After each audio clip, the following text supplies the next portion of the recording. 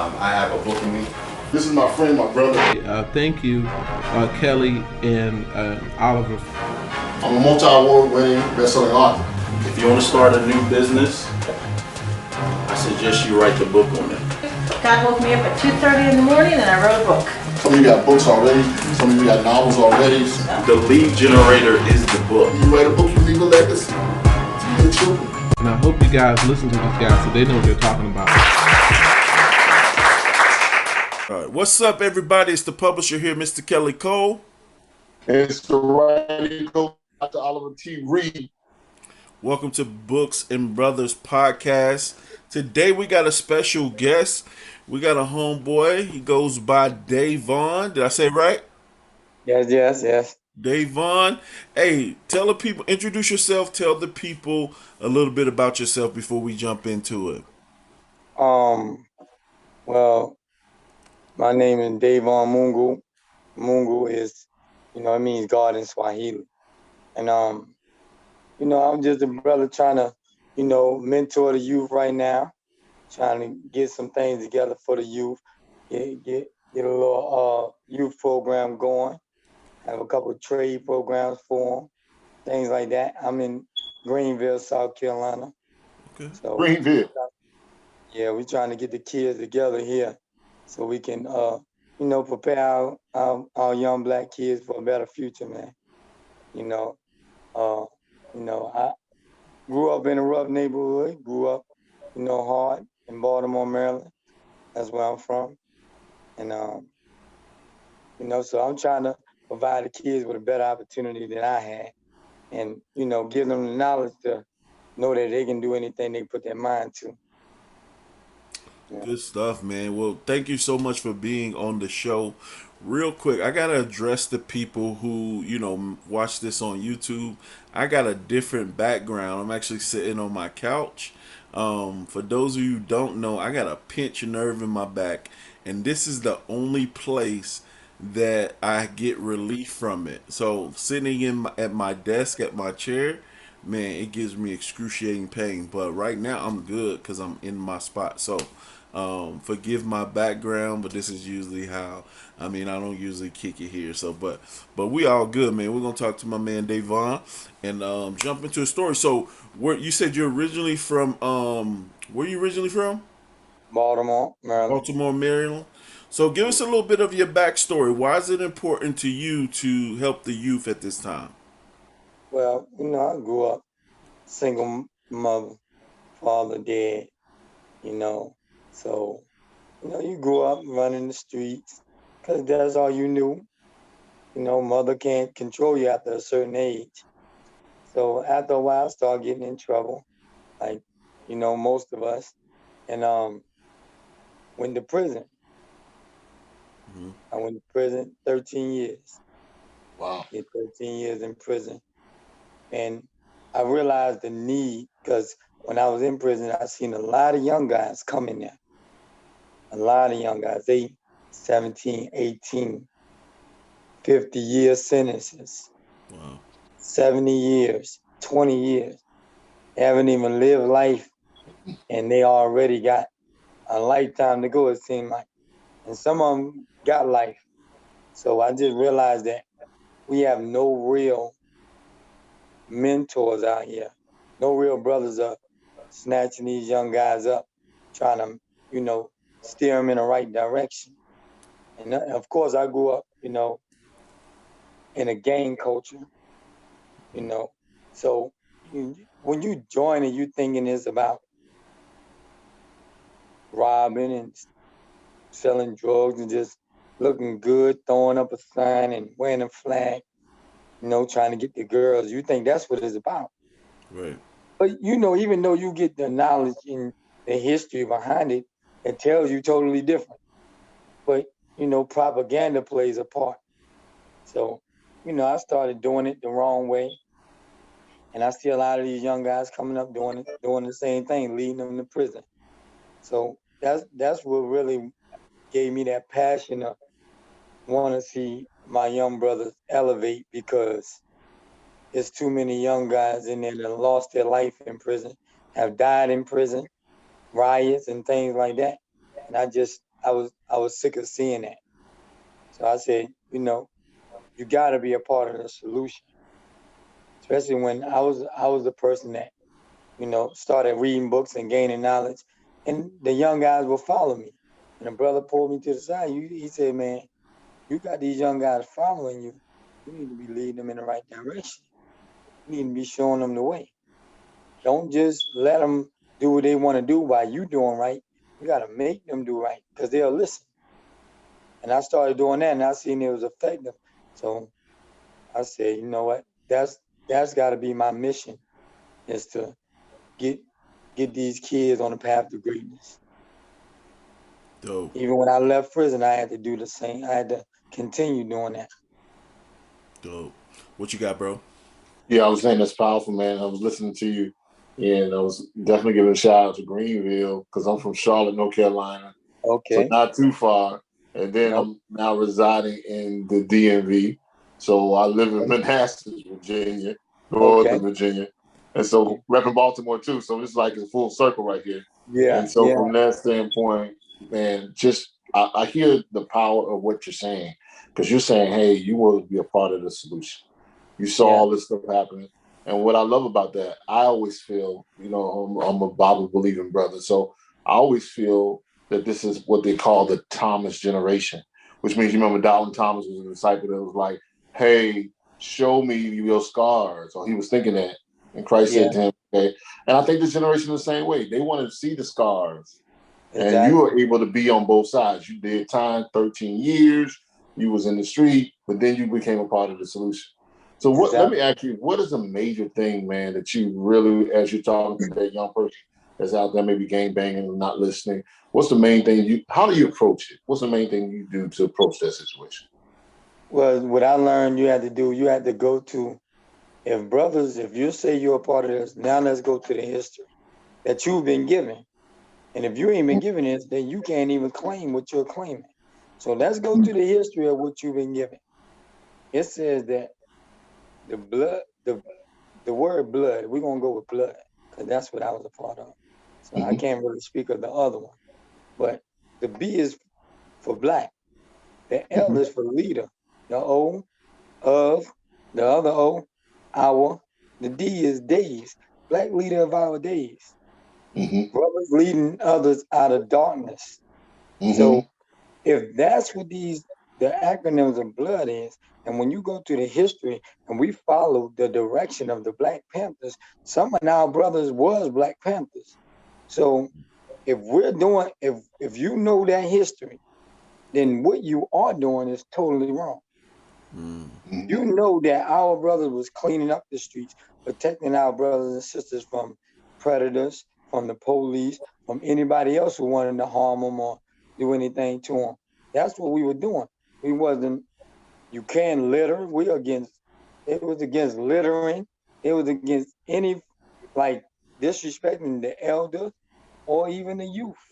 So if we go to the real history and you know it, which they have to give you that when you join, then this is the only way you have to do it, where history says. Not the way that it's been propagated on rap videos, movies, and the news media. See, we fall victim to propaganda. And I even fell victim. I knew that the way I was doing it was wrong. But it was the propaganda and the news was more powerful than what I actually seen and actually talked to brothers, and they giving me the real history, but I'm still doing what I seen on South Central, Ministry Society, things like that. So I break it down to them like that. If I talk to a brother that says he's this, well, what do blood mean in acronyms? And if you break it down, and then if it means that, then what are you doing? Right. How are you leading a brother out of darkness by indulging in that same activity that got us there? So that's how I approached it. And me not telling, I say, now when I grew up and I said, you know what, I'm gonna be a better person for my kids, for myself, for my family. I say, man, you know what, I ain't even doing this no more. But then I say, you know what, I can't not do it. I got to do it the right way. Because if you're doing it the right way, then there is no problem in that. So I tell them, you have to lead by example. All your actions have to follow what your history says. And if you're not doing that, then you can't say you're a blood, you're a crip, you're a gangster disciple, or growth and development, Black Peace Stone, any of these organizations or gangs, like they like to call it. You can't say you are truly any of these things, because these things came from being oppressed. They wanted to fight back against the oppressor. Not by violence, but if necessary, yes. But only if totally necessary, if there is no other option. You know, follow Malcolm X approach also. By any means necessary. We want freedom by any means necessary. But we rather have, you know, be intelligent people and not have to go there. But we only harm those who try to harm us, not transgress against people just because we think it's cool. So that's how I approach the youth. That's how I try to preach to them. I call it preaching, because they say, here come Malcolm X. When I used to preach to them, here come Malcolm X, you know. Good stuff. But it was necessary for me to do it, whether you like it or not. I have to give you the truth and make sure you're following in the right direction. If not, then I'm not doing my job, just as a Black man, period. For sure. So when did the shift take place? Because you just broke it down. Like, I had no clue that's what, you know, blood meant. So when did the shift take place to the culture of what we know as blood, like you said, with the propaganda and, you know, brothers killing brothers and the retaliation and all that stuff? So when did the shift take place from what the foundation was, which you just laid down, to what it is now? When did that happen? I think mainly in like the 70s, because, you know, people may not believe this, but the police used to actually shoot up the different neighborhoods, throw a blue flag out there in a blood neighborhood, throw a red flag in the Crip neighborhood. So now they get to battering each other. Right. Now, after a while, they realize, okay, the police, they really didn't do this. But now it's been so much bloodshed that it never ends. Now it's a continuous cycle. But we were never against Crips. Crips was never against blood. It was just how it ended up because of outside influences, the police and just oppressors, making sure that anything that people respect, you have to tear down because they become strong. They did the same thing to the Black Panthers. They pinned them against other groups. They tried to do it with Fred Hampton. Yeah. If you've seen the Judas and the Black Messiah, Right. they try to pin them against the Young Lords and the Black Peace Stones and things like that. You know what I'm saying? They try to pin them against other organizations because when they're battling, they're weak. Yeah. But when they're united, they're strong. So that's what they did. Okay. You know, because it was no such thing as the elders loved these organizations because these organizations kept the neighborhood clean, kept it safe, kept it quiet. But they knew that, okay, as long as they got a strong backing, we can never defeat them. So we have to get them to battle against each other. Now we can label them thugs and criminals and lock them up, you know. And the RICO Act became for the gang, so-called gang members, and that was used for the mob first in the 50s. You know, so because they can't act, if they can't prove that you were actually involved in a crime, but they can prove that you know people who were involved in crime, that's a RICO Act. You know, that's how they do it. And yeah, I was gonna say, man, that's so powerful. Me and my brother were part of an organization called Clan Attraction University, and we were just in a meeting, and it was amazing. We were down in Georgia, and we were like looking at these young guys that were part of gangs, and they were given like hundreds of years for the offense because it was associated. It was just mind blowing. I mean, Yeah. I literally wept, you know, when I started to think about a kid that's 19 who has 300 years. Yeah. exactly. And it's like, what in the world? And he didn't kill nobody. He, you know, shot nobody, whatever. He was just associated with gang. And it's just a part of that. So, with your knowledge that you're kicking tonight is really, really powerful. What I want to ask is, I did a little bit of study on gangs, but how to approach it, where it used to be a part where, it's almost like a religion in the standpoint. People are born into it. So people out in California and all those hot spots, it's totally different. Like some places, they call it false flag, and when people are out just trying to be a part of it. But some people are born, their uncle's uncle. But you're talking about 70s, right? I was born in the 70s. So if you're born into that, and people, that's the only thing they know. It's almost like being Baptist, Methodist, Presbyterian, Lutheran. Do you see that, man? When you're talking to these guys? Yes. And that's why I said, in my book also, how can I tell a child whose mentors or whose role models are these people? These same people are the ones who teaching them how to survive in the hood, in these bad neighborhoods. They're even taking care of them too. So for me, a person to come in and say, no, you shouldn't be that because it's bad. Yeah. They're going to look at me crazy like, where were you when I ain't have no food or when I ain't had no father figure? That was my father figure. Right. That was the guy who fed me, who let me come stay with him when I ain't had nowhere to go. And so it's impossible for you to tell kids that. And that's where I think the Crip leader, Stanley Tookie Williams, he went wrong. He tried to tell kids, you help create something. Then now you're telling them don't do it. And that was now it's way more Crips than it was then. So he did nothing to even influence them not to do it. So it was pointless. And that's why I wanted to go take the different approach in my book. So I'm not trying to tell you not to do it. I'm trying to tell you how to do it. Because how to do it is righteous. You know what I'm saying? How you really supposed to do it. And some people don't pay attention to the history. They just want to get that flag and throw up a sign, But that's only going to lead you to the penitentiary. I know. Been there. And it can lead you to death in the penitentiary. Because even there, the police are getting these organizations to battle against each other. And that's what happened in one of the worst riots in South Carolina history. 14 people died in this riot. But they only put on the news 7 people that they found dead on the scene, not the people who died at the hospital. So it's really deeper than these kids know, but they don't have a clue. They jump in it thinking it's about one thing and follow that route till they end up in prison or dead. So I just wanted to educate the brothers and show them that we can be real Black leaders. You can be who you are. You can be a Crip. You can be a Blood.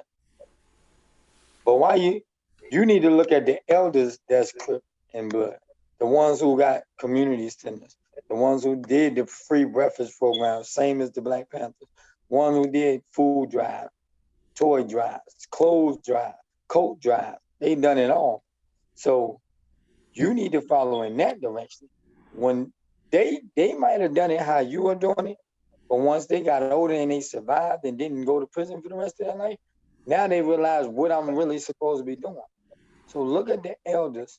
Look at the people who came before you who are not even in these organizations. Look at the Black Panther. Look at the Malcolm X, Martin Luther King, the Civil Rights Movement. Look at all these movements. These people set out to make change, and they did. So that is the goal of these organizations. And until we get back to that, we always fail as people, period. You may not ever be able to stop poverty, but you can slow it to a certain degree. And that comes with education. And that's what I'm setting out to do, educate these kids. I think we need our own schools, educate our kids, give our kids some skills. Because, the white people got skills. We ain't got no skills. We going up no skills, no education. And the things we're educated on is only going to help us get a job, not own our own business, not invest in no stock, nothing that's going to help us create generational wealth that will slow down that poverty rate for the Black people. Agreed, man. Good stuff. So yeah, you touched on the book. Tell a little people about the book. Like, what's the title? And what is the book about, man? You touched on Um, the book, the title is Red Redemption: A Street Manifesto for Social Change and Black Empowerment. Dope. And that's the Yes, book. It's a short read. It's a short read. It's only 45 pages. So for Black people, you know, because we don't like to read, most of us anyway. Right. I love to read, but most of us don't. It's a short read, 45 pages, and it's informative. It's just about breaking down the propaganda as well. Because some people may be doing it right, but they'll still look at it as wrong if they say that they are a part of these organizations. So I try to break down the barriers of or get people out of the brainwashing effects that propaganda have on them. Don't look at a title and assume that a person is bad just because of title. You can't say a Muslim is a terrorist because he's a Muslim. Right. All police, we can't say every police trying to kill Black people. True. So if you're not going to do that, you can't say every gang member is violent, a criminal, drug dealer, or whatever. So that's what my main goal was to, get people out of that first and foremost, and then educate them on what blood really stand for and what the solutions we need to come up with. We need better Black leaders in these communities, better Black leaders that's politicians, but we need a strong economic backing for these politicians because they're gonna go where the money at. That's why they sell out every time. They're not gonna help us if we're not backing them with some kind of finances. So if we can't help our politicians, we ain't gonna never have somebody that's gonna truly work for change, especially that's Black. White people can afford to give you a little, but that's all you're gonna get is a little with them. We're trying to have a lot, so we need to put the white Black people in position, not the Jesse Jacksons and the Al Sharptons, the people that come and quiet the people for them. Try to get them to stop looting and rioting when our Black men and women being killed. So that's what I'm basically saying in this book, how to understand what these organizations were made for and to understand what we need to do as Black people. We need to get our kids in these trade programs, teach our kids some skills, truly educate our kids.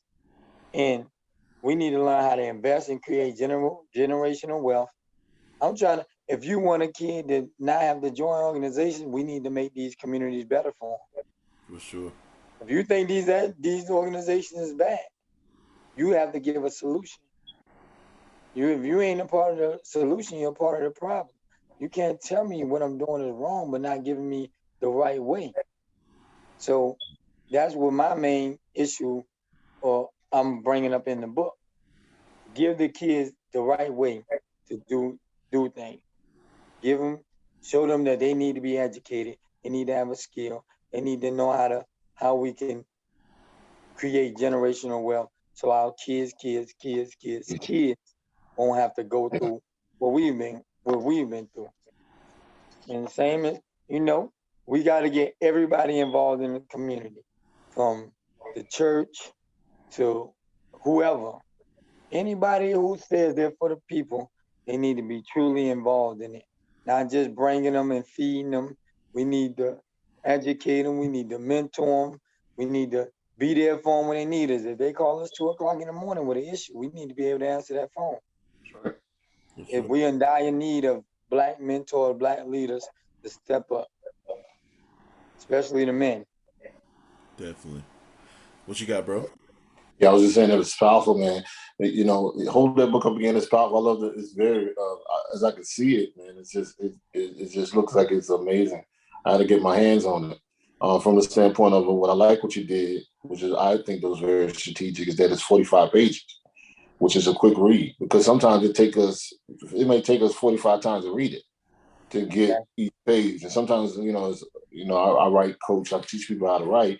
A lot of times they think it's got to be this great, massive book to affect change. But I believe this book in those 45 pages, just from hearing you and talking to you today, is full of knowledge, full of nuggets. So, what's next for you is my question. I know you mentioned, you alluded to the book being a platform. So are you doing some things already? in the community and different things? Well, What you doing? me and another brother, we're trying to get a program started where we can, get a building so we can bring teachers in to teach these kids a skill, something like brick masonry or small engine or something that could help them get a better job or get a job for that matter.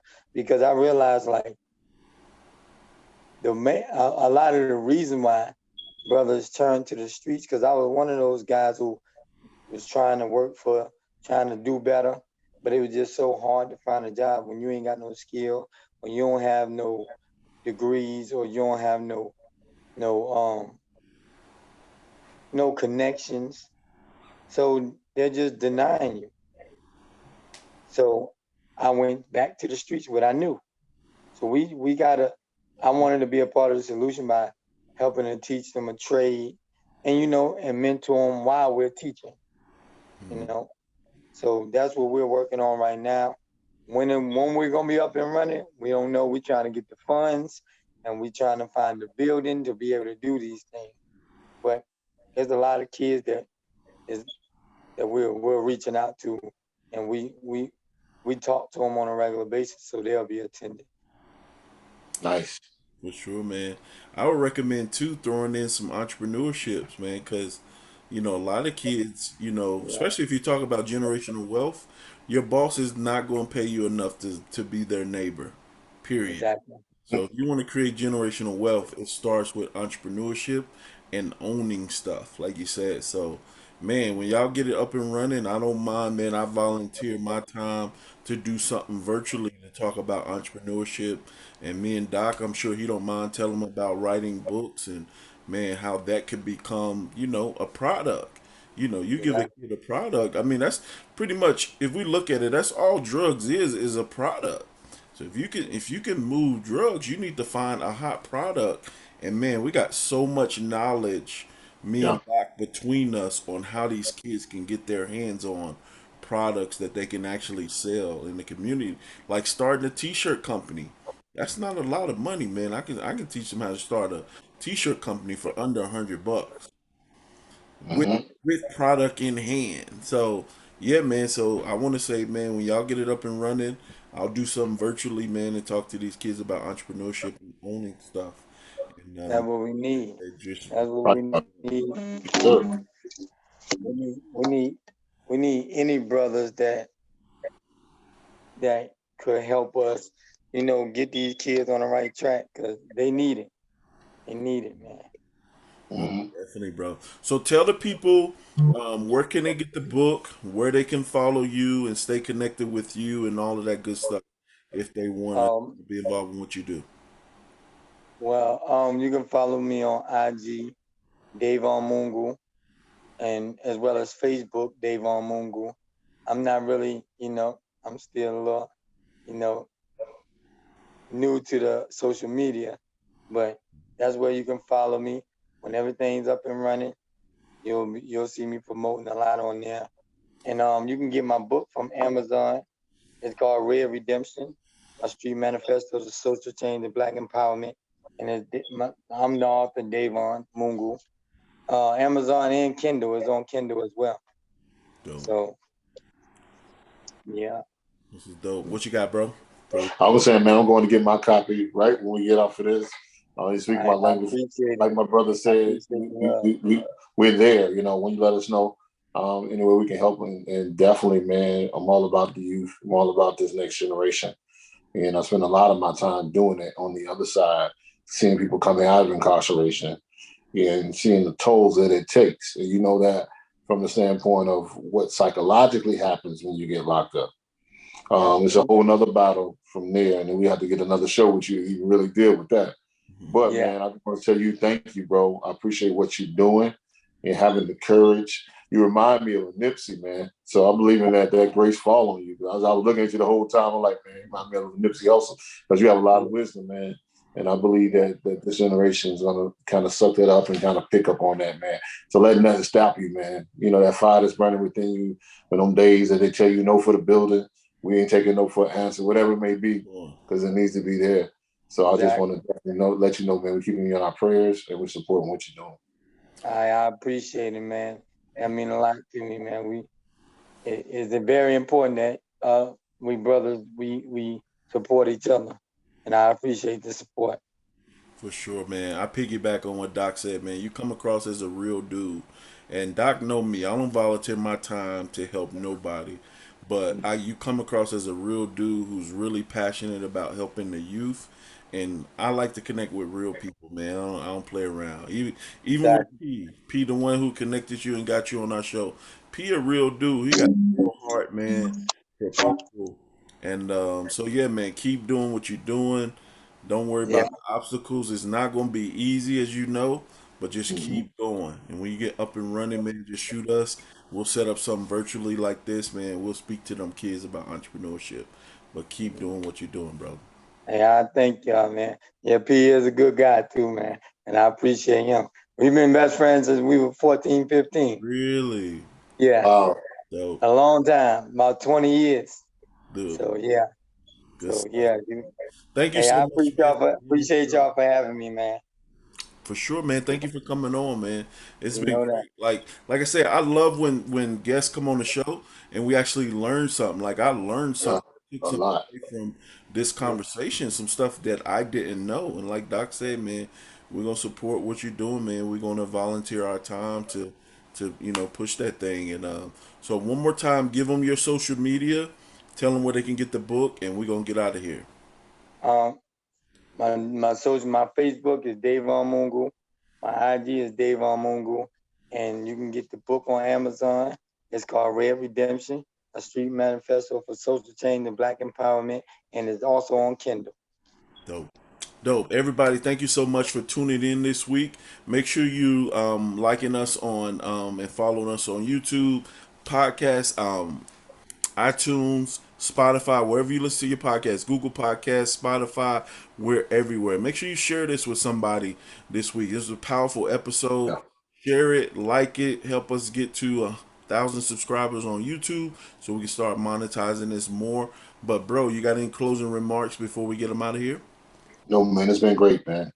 All right, good stuff. All right, on that note, we're going to leave with our famous quote. You don't have to get it right. You just got to keep it going. Get it going. All right, peace. Take care, man. Have a great night. Peace and blessings. It's a blessing. What a wonderful time it is to be alive. I am happy, healthy, wealthy, whole. I am happy, healthy, wealthy, whole. I am happy, healthy, wealthy, whole. I am happy, healthy,